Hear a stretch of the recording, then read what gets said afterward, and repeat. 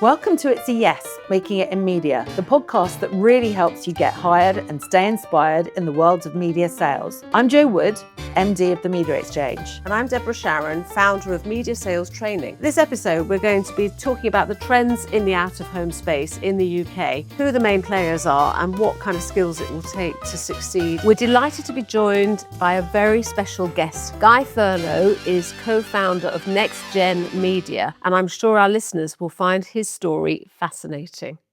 So Jo, just to start us off, what does out of home actually mean? Out of home is any advertising that appears in what I would have called a traditional hoarding kind of space and appeals to an audience that's on the move. These days, it's actually more often a digital screen, but it could be on the tube, it could be on the bus shelter, it could be on the street that you're walking down. It's any screen that you effectively move past while you're carrying out your daily activities. The thing that's made the biggest difference, I think, is the digital component. Digital out of home used to be considered a separate sort of subsector, but it is now the engine of the growth of out of home generally and accounts for more than 70% of out of home spend.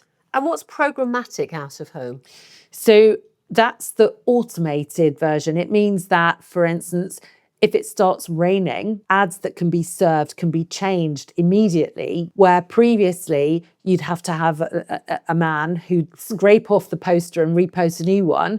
Now the campaign can be bought in real time. Yeah. So as I say, if it starts raining at 2:00, you can suddenly have ads for umbrellas all over the place. So it's the facility for the advertiser to change their messaging based on other factors that might be happening in real time.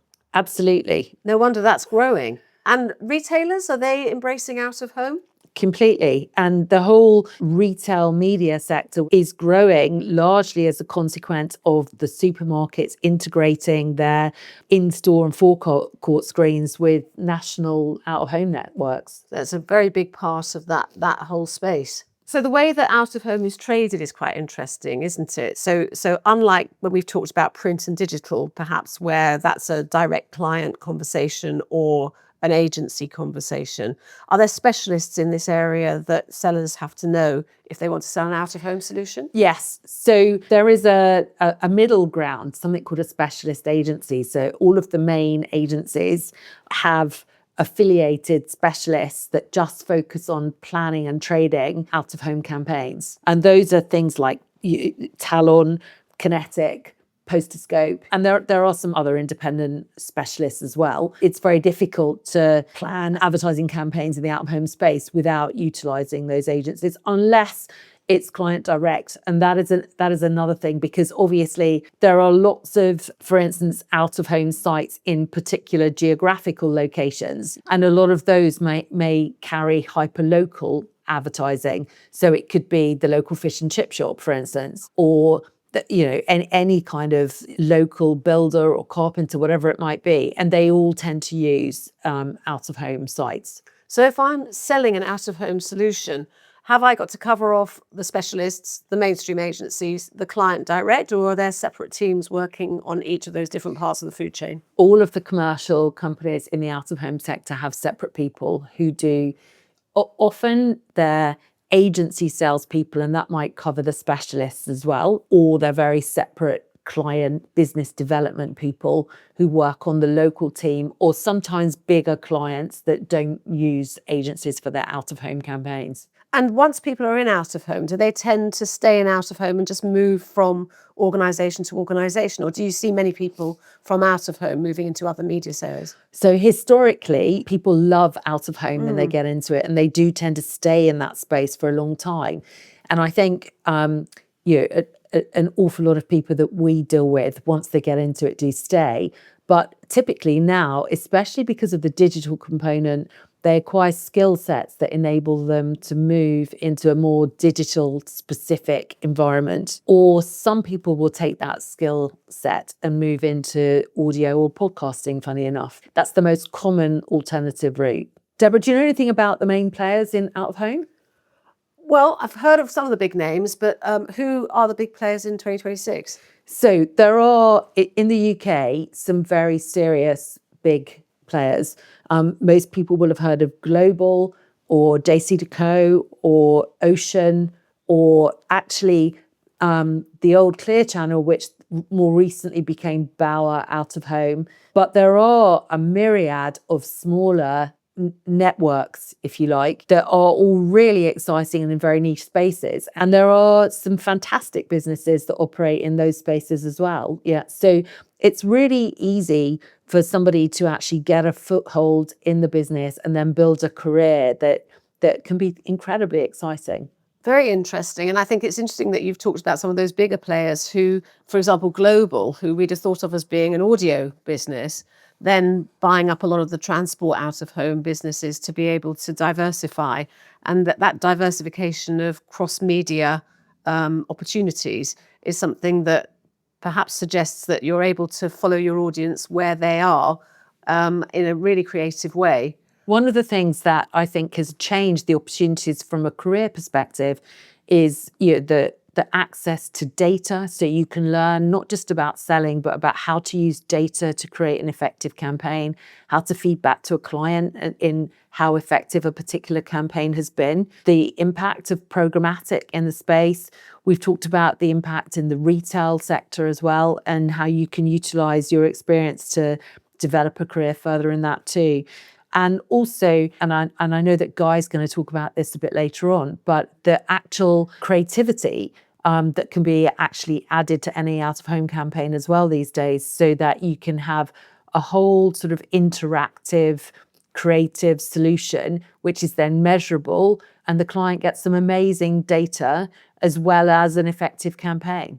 Is there any out-of-home campaign that you've noticed recently, Jo, in your travels around London?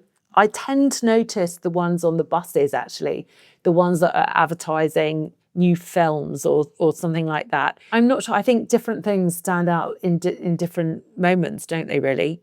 So an advertiser or a new film wrapping itself around the entire bus so that wherever you are standing, you'd be able to see it. They are really effective. Yeah. I also notice the campaigns when I'm going up the escalator on the tube in the morning, but that might just be because I look for that and I'm engaged. But also you're a captive audience. You haven't got very much else to look at. So therefore it's a really compelling, colourful, bright, engaging platform for you to be able to look at. And things like, I don't know whether you've passed through, I think it's the nearest tube station to Wimbledon, and they turn it into almost like a tennis court type of space. Mm-hmm. It's an amazing thing that's possible and enables you to engage with the space in a really unique kind of way.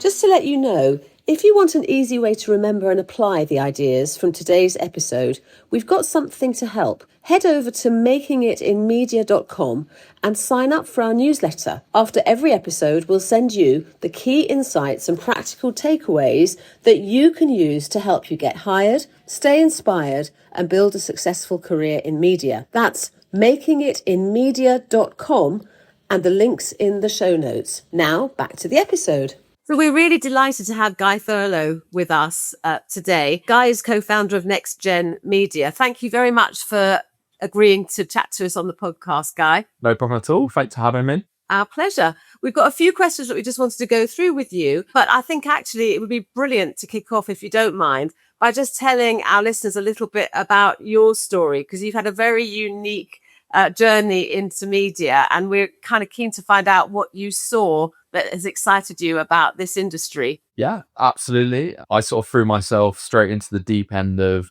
media and advertising straight out of university. I didn't sort of have any prior industry experience or contacts.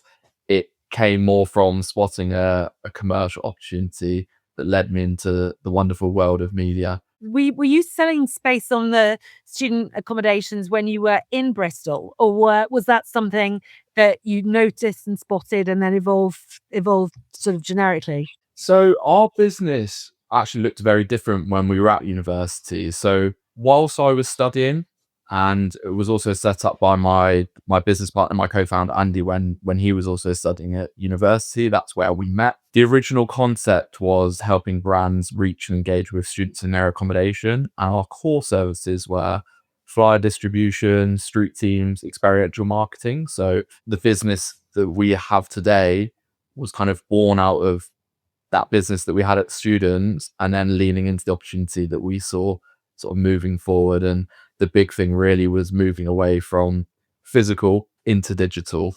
And that was the big opportunity that we spotted in 2020. So what was the biggest challenge? How did you sort of get up and running? Lots of challenges. Of course, the pandemic itself was a challenge. It would be, remiss of me not to mention that. However, for us, that was also a really exciting opportunity. Launching a business during that time, we didn't really have a lot of pressure on us, and businesses were forced to change in various different ways. And specifically in the student and education sector, they had to become receptive to new ideas. They had to really lean into new communication styles and methods. Challenges were people looking at two sort of fresh-faced graduates saying that they wouldn't trust us to do anything. It's interesting, isn't it? Because out of home, of all of the different medias, is the most insular. So people stay in different businesses or move from one business to the next business, and everybody has a view. And the people at the specialists have always been there a long time and everything. So they must have just looked at the two of you and just thought, no. How did you actually persuade them to listen? Yes, you're right. I think it was challenging. We're coming in without those relationships, without that experience. But in all honesty, one of the biggest advantages we had is when we were meeting with the specialists, as an example, they instantly recognized and sort of applauded us. That they said that there wasn't many media owners they'd ever come across in their time that knew their audience as well as we did. So whilst we didn't have the experience or the relationships, we undoubtedly had the knowledge and understanding of the audience that we wanted to help advertisers reach. We were the audience, we still are to a degree by different methods of what we do in the business. So difficult conversations, but we just really lent into what we didn't know. I didn't try and convince anyone in a specialist or an agency that I knew more than them and that I was here to tell them what needed to happen. I lent into the naivety. I sort of lent into that lack of experience I had, but I really just focused on how I knew this audience, and that authenticity and understanding gave them so much confidence. Amazing. And so you were going in with this real first-hand understanding of the audience. When you were speaking to agencies and advertisers about really accessing that audience, how strong was the kind of emphasis on creativity in addressing the audience that you were bringing to them? Creativity was, at the time when we were starting out in 2020, and still to this day, massively important. But we and Extra Media believe that relevance matters more than creativity. So even the best advert or the best brand campaign will underperform if it appears in the wrong context and the audience can see that it's inauthentic. So creativity needs to earn attention quickly, but Gen Z, and in particularly Gen Alpha, which is coming, decide within seconds as to whether this is something worth engaging with. They're exposed to so much content. It's part of their day to day. They make their decisions quicker than any generation previously. And sometimes it's not what maybe we would appear to be the most creative advert, is the most authentic advert, and where it fits in. And we really believe that the strongest campaigns pair great creative with a real understanding of the audience and the environments that they move through, and showing up in real spaces with the right context. So I really think part of our story is, telling brands, agencies that we could give them an opportunity to show up where young people were living and spending their time, and cutting through the scroll of, which is really the challenge for advertisers now and moving forward. Do you think there was a moment, Guy, when the industry suddenly thought, gosh, we need to listen to them? Was there something that happened or some campaign that you ran where you were able to sort of showcase the figures and the results, and the industry suddenly thought, gosh, yes, we need to engage? It's a good question. We were making really strong traction with clients and agencies before we even had a product to sell to them. We were delivering pitches and, getting opportunities landing on our desk, and then turning around to some of the biggest media agencies, in the UK or in the world, and telling them that oh, but we only actually have one screen. This is still proof of concept. And, should you be able to work with us, then absolutely we're going to try and take this nationally and deliver the reach that you are looking for. So I would actually say that we didn't need to convince people that reaching this audience was important. We knew that as a proof of concept from the business that we were running at university. And also I knew firsthand as a student how important I was as a consumer to a brand. I don't think necessarily there was a moment or when traction really happened. I would say there was a need. That need has always existed. We were probably more just in a position where we were providing a solution that was more fit for purpose in this current day and age. As a business, you've done some really exciting things, like sort of really campaigns that combine the whole digital out of home, experiential, social. Do you have a favorite? It's like picking your favorite child joke. Yeah.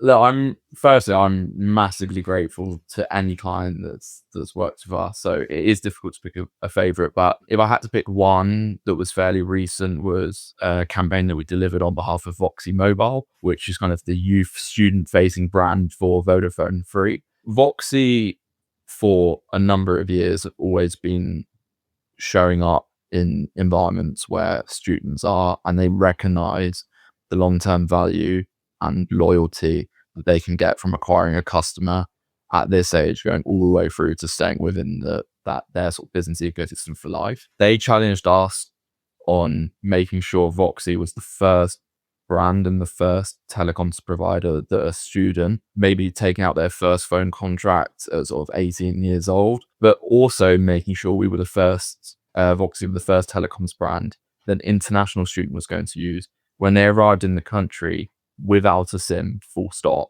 So we combined digital out of home and our existing network, experiential activations across universities on move-in welcome weekends and at colleges, as well as large-scale sampling distribution stands to hundreds of colleges and universities and accommodation across the country. And really, really excitingly, that campaign that we delivered for them outperformed at twice the rate of any other sampling channel that they used. And someone that was acquired via our campaign was twice as likely to remain a Voxy customer compared to other channels that they used as well. So yeah, really, really pleased with how that went. That's an amazing story. Interesting to understand how you built the business out from 2020 when it was just you and your co-founder, and then started to build a team and bringing in others who could actually tell your story and sell your audience. Interested to know how you've been able to bring the right people along on your journey with you. Very difficult. The sort of benefits of working in industry as insular as this is that people stay in the industry and you can build relationships with them and you can develop it from there. It's been really difficult to recruit for any talent over the last few years, not least just due to the sort of competitive nature of things, but especially in the climates that we've operated in. We've been really fortunate to have worked with great recruitment agencies and companies over the years. You had Guy. Yeah.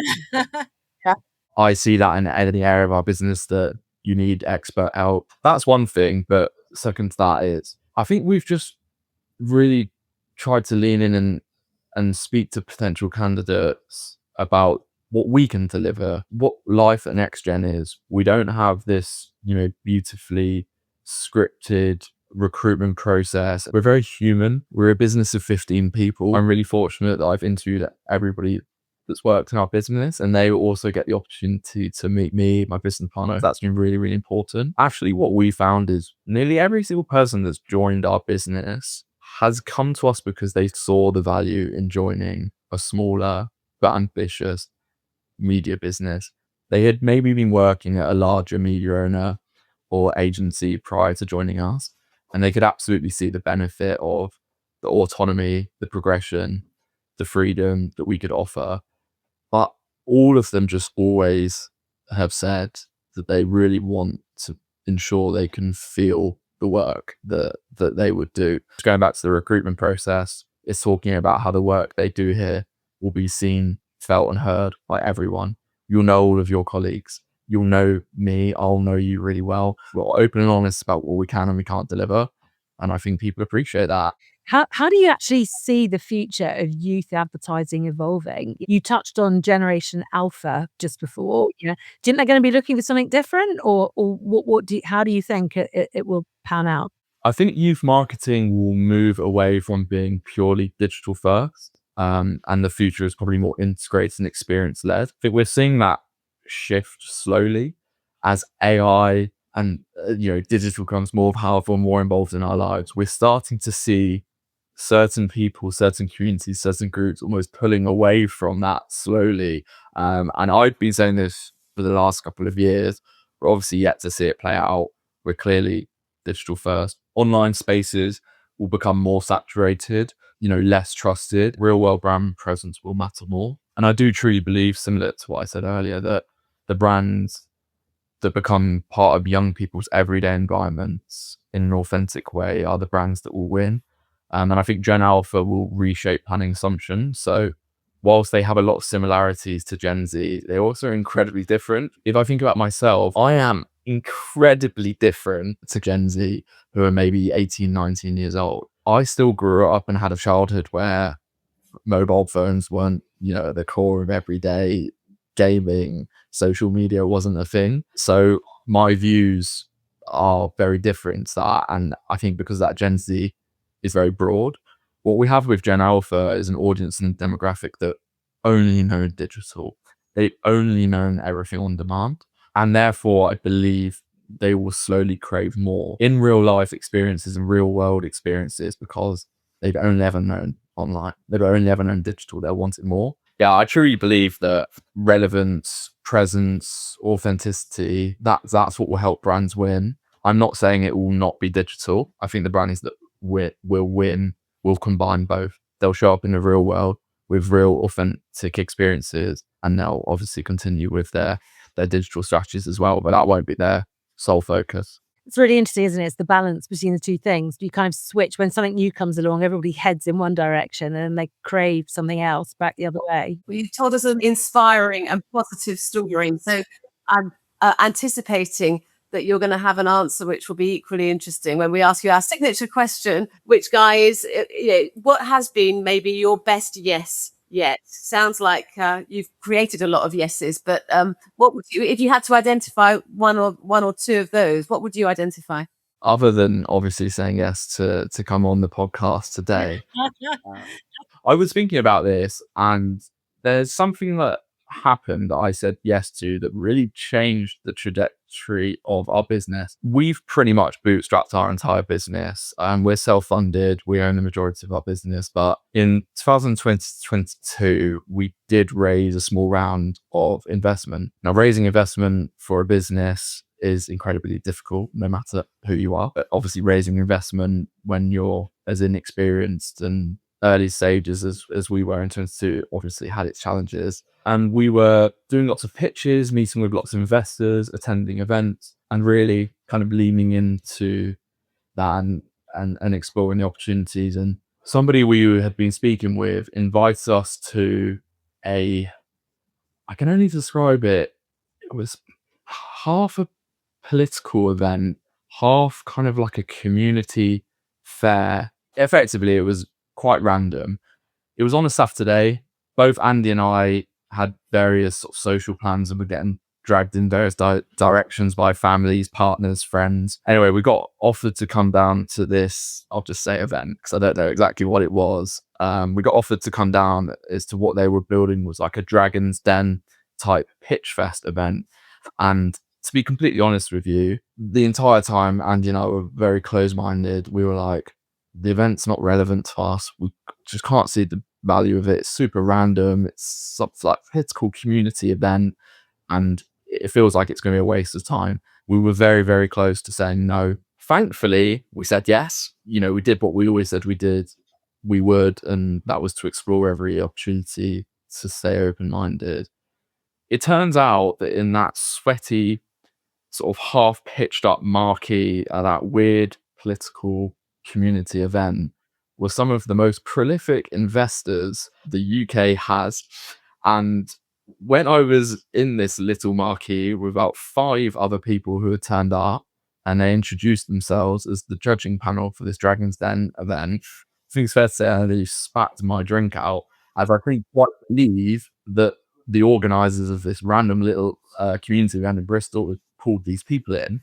We then did our pitch, and off the back of that, met our first 2 investors who basically went on to help us deliver our entire investment round. And obviously that has then created a number of opportunities off the back of it. So yeah, the lesson in there really is don't be closed-minded. You never know what saying yes might lead to. I still to this day can't believe that these investors had turned out on a Saturday, travelled to Bristol to come and watch some random locals pitch potential business ideas, because these were people running multi-million pound businesses and investment funds.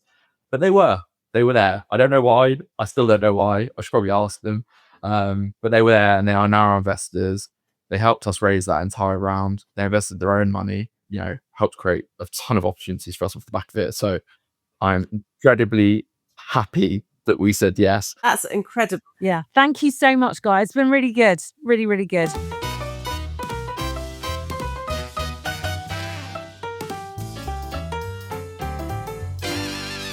Our Yes List recommendation this episode is Start With Why by Simon Sinek. If you haven't watched Simon Sinek's TED Talk, it's really worth doing. It's one of the most viewed TED Talks ever, and in about 18 minutes, it'll completely change how you think about selling. The book goes deeper, but even the talk alone will shift how you structure every pitch. His core idea, don't open with what you've got, start with why it matters.